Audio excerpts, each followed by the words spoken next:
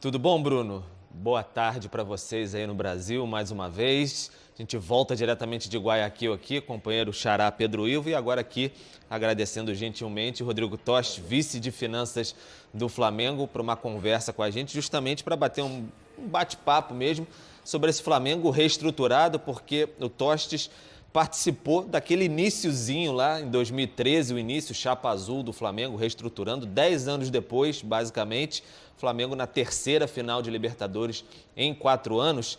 E aí, Rodrigo, a gente conversava aqui previamente até sobre essa questão que são dois clubes muito bem estruturados, chegando nessa final única. Muita gente perguntando, o Flamengo vai bater sempre em final de Libertadores, vai chegar sempre de maneira competitiva, como é que está estruturado financeiramente o Flamengo para isso? E aí eu passo essa resposta para você, nada melhor do que o vice de finanças para responder. Muito obrigado pela presença aqui no Sport Center. Obrigado, Pedro. É um prazer estar aqui com vocês, falar com a nação rubro-negra aí. A gente está muito feliz de estar aqui. Como você disse, foram anos se preparando, né, para isso, para que a gente não mais vivesse um ciclo, mas sim vivesse um período grande e é isso que a gente está fazendo aqui. Eu acho que isso aqui, esses 3 anos que você falou, coroam basicamente um projeto que a gente começou e que tende a ficar perene por muito tempo, porque a gente não está aqui por acaso, né? Então, estamos muito felizes de estar aqui. O que eu acho que a gente pode prometer, e a gente vem falando muito, é a gente conhecer todas as cidades da América do Sul nos próximos 10 anos. Essa é a nossa meta. Eu acho que ganhar e perder faz parte do esporte, mas tá na final e está disputando, para a gente é absolutamente essencial e a torcida do Flamengo pode ter certeza que a gente vai estar sempre lutando para isso. Tostes, agradeço também a presença aqui com a gente no Sport Center. O Pedro citava, estamos completando 10 anos daquela campanha do final de 2012, quando vocês são eleitos, então Chapa Azul é eleita para entrar em 2013. E para ilustrar até para o fã de esporte, para a nação rubro-negra, para o flamenguista que nos acompanha, qual era o tamanho do problema em números daquele ano? Eu lembro que era algo como 750 milhões em dívidas corrigido. Isso daria quanto hoje?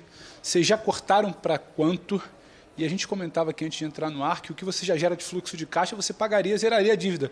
Por que não faz? Pudesse ilustrar o que era, como está, o que é a dívida agora, em valores, para traduzir para a gente. Boa pergunta. Bom, prazer, Pedro, estar aqui também com você. Então, assim, acho que olhando para trás, né, esses 10 anos, a gente, honestamente, não sabia onde é que a gente estava pisando, né? Então, assim, quando a gente entrou, a gente tinha balanços com todas as ressalvas que você pudesse imaginar. Fizemos uma auditoria com uma empresa super renomada, a Ernst Young, no início, e a dívida apontava para algo entre 700 e 800 milhões, e a gente tinha um faturamento de aproximadamente 182, 185 milhões. Então, demoraríamos, com algum nível, mantendo esse patamar de receita, né, fora o que deixava dentro do clube, era negativo, né? Então, assim, a gente aumentava ano a ano a dívida. Essa dívida não era, com aquela estrutura, não era possível de se pagar, né? Então, a gente tinha muito mais despesas do que receitas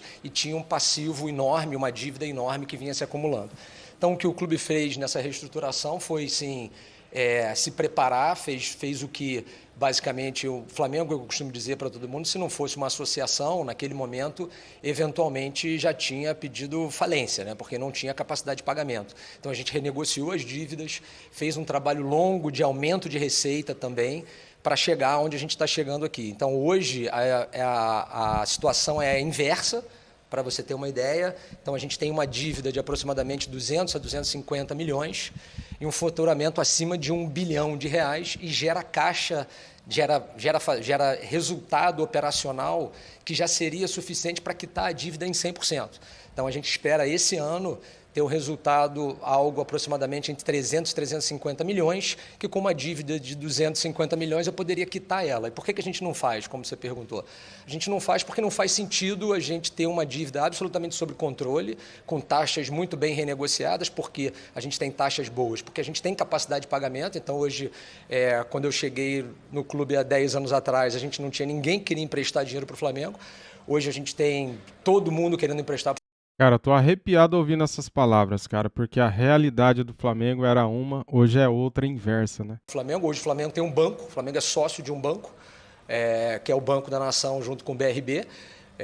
Então, assim, hoje o que a gente prefere? A gente prefere ter uma dívida pequena, alongada, né, com taxas baixas e que aumente a nossa capacidade de investimento em sempre estar podendo fazer investimento, seja na sede, seja em estrutura, seja no ninho, seja na aquisição de atletas, do que a gente pegar esse dinheiro todo e simplesmente quitar uma dívida para dizer que tem uma dívida zero. Então, assim, quando a gente ouve falar que o precipício do Flamengo está chegando, a gente vê gente que não entende do assunto falar sobre de onde vem tanto dinheiro do Flamengo, que essa dívida do Flamengo vai pagar uma conta daqui a pouco. Não, eles não sabem o que estão te falando. O Flamengo está absolutamente controlado.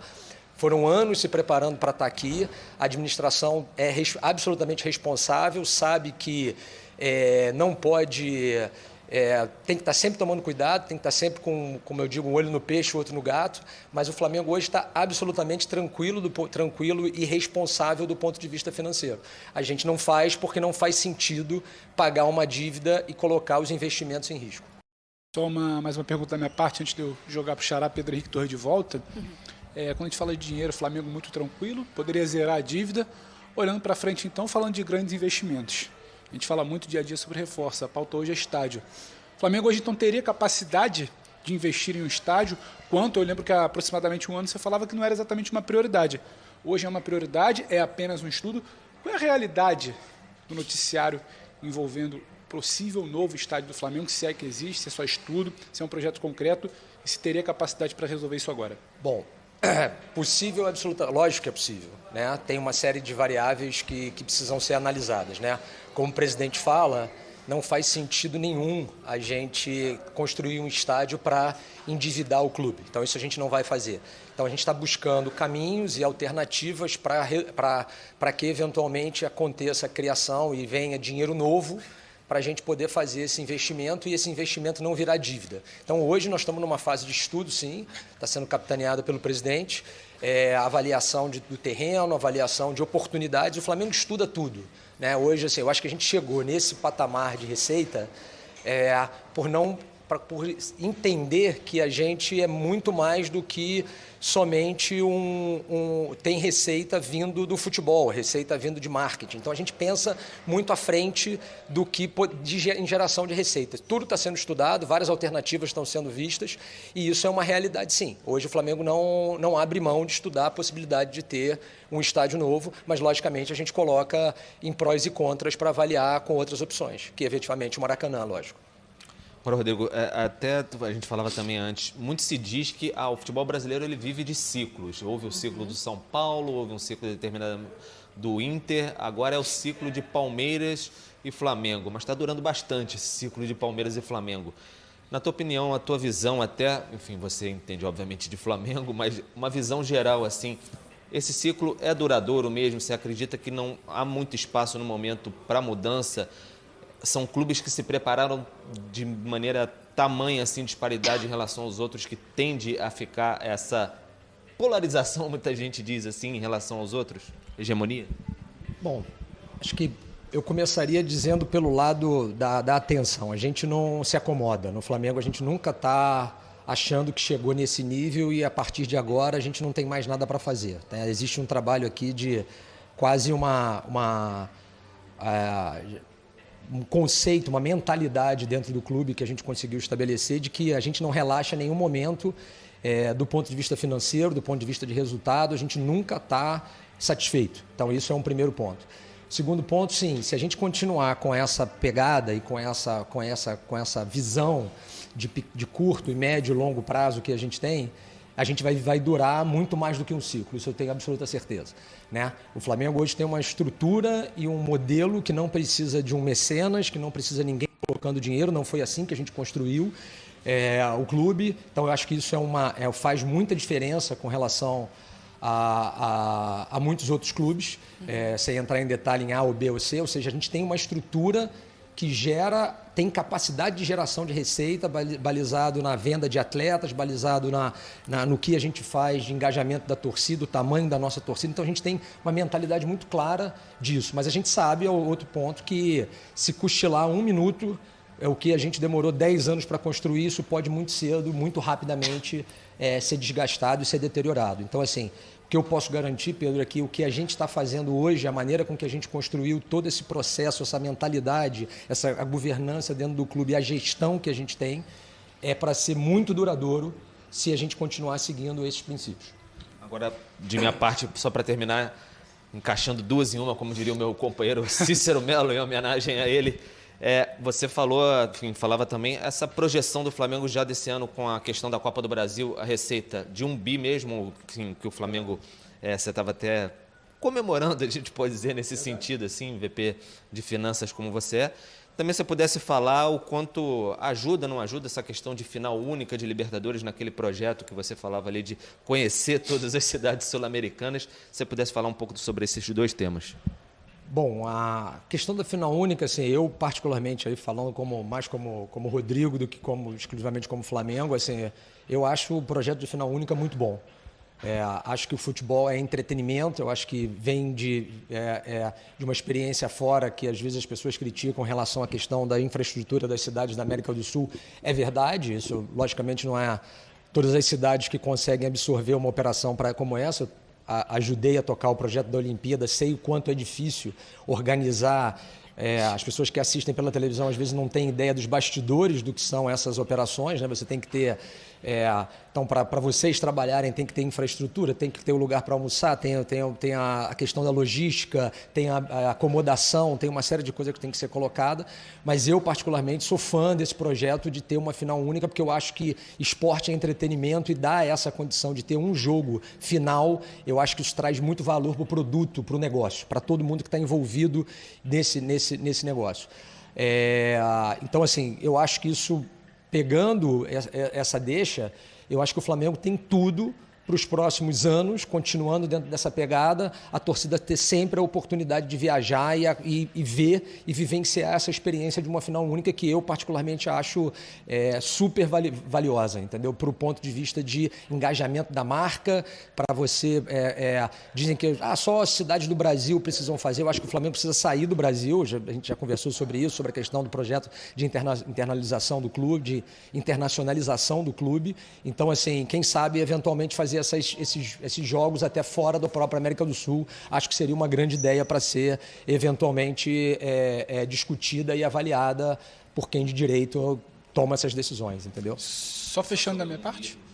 E eu acho que a gente está assim, esse ano a nossa projeção, digo isso com muito satisfeito, porque foi um projeto que, logicamente, como a gente falou, começou há 10 anos atrás. Mais uma vez a gente vai bater a meta de 1 bilhão de faturamento e deve ter uma receita operacional na faixa de 300 e 350 projetadas, que, como o Pedro perguntou, já dariam, inclusive, para quitar 100% da nossa dívida.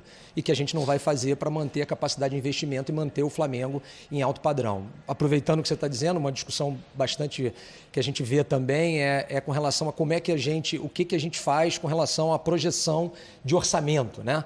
A gente estava falando um pouco ali. Então, o Flamengo hoje sempre orça chegar nas semifinais e é esse orçamento de projetar chegar nas semifinais que projetam as eventuais receitas e, por isso, mantém esse ciclo positivo de poder reinvestir e estar sempre investindo. Então, assim, e o que faz... mas se você não chegar, o que acontece? É esse colchão que a gente tem de baixo endividamento que permite, eventualmente, se um dia a gente não chegar nessas metas, a gente poder equilibrar as finanças do clube e não colocar em risco para no ano que vem poder estar chegando no mesmo lugar onde a gente sempre quer chegar. Então, assim, Top, é esse ciclo virtuoso financeiro e de resultado que eu acho que a gente criou e tá deixando como legado para o clube como um todo, entendeu? Rodrigo, só fechando aqui para devolver para o estúdio do Sport Center, rapidinho, em poucas palavras, você falou em mecenas, internacionalização, muito dinheiro.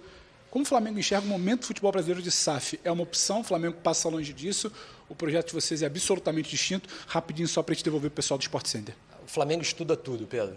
Então, assim, em poucas palavras, o Flamengo faz avaliação de todo o mercado, avalia, pega as melhores práticas. O Flamengo não deixa de avaliar nenhuma opção. Então, tudo... É uma realidade?